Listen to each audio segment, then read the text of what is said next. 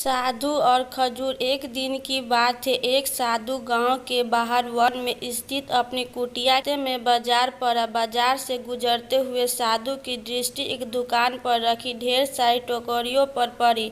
उसमें खजूर रखे हुए थे। खजूर देखकर साधु का मन ललच गया। उसके मन में खजूर खाने की इच्छा जाग उठी, किंतु उस समय उसके पास पैसे नहीं थे। उसने अपनी इच्छा पर नियंत्रण रखा और कुटिया चला गया। कुटिया पहुंचने के बाद भी खजूर का विचार साधु के मन से नहीं निकल पाया। वह उसी के बारे में ही सोचता रहा। रात में वह ठीक से सो भी नहीं पाया। अगली सुबह जब वह जागा तो खजूर खाने की अपनी इच्छा की पूर्ति के लिए पैसे की व्यवस्था करने के बारे में सोचने लगा। सूखी लकड़ियाँ बेचकर खजूर खरीदने लायक पैसों की व्यवस्था अवश्य हो जाएगी।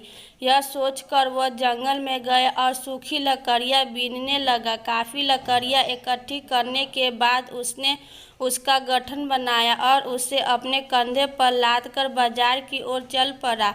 लकड़ियों का गठन भारी था, जिसे उठाकर बाजार तक की दूरी तय करना आसान नहीं था, किंतु साधु चलता गया। थोड़ी देर में उसके कंधे में दर्द होने लगा, इसीलिए विश्राम करने वह एक स्थान पर रुक गया। थोड़ी देर विश्राम कर वह पुनः लकड़ियाँ उठाकर चलने लगा।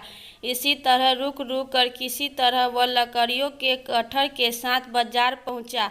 बाजार में उसने सारी लकड़ियां बेच दी। अब उसके पास इतने पैसे इकट्ठे हो गए जिससे वह खजूर खरीद सके।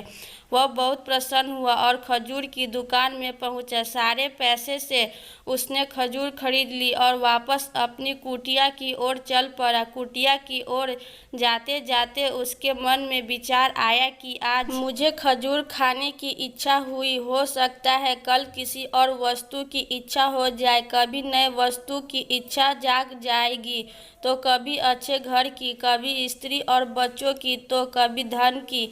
मैं तो साधु व्यक्ति हूँ, इस तरह से तो मैं इच्छाओं का दास बन जाऊंगा। यह विचार आते ही साधु ने खजूर खाने का विचार त्याग दिया। उस समय उसके पास से एक गरीब व्यक्ति गुजर रहा था। साधु ने उसे बुलाया और सारे खजूर उसे दे दिया। इस तरह उसने स्वयं को इच्छाओं का दास बनने से बचा लिया।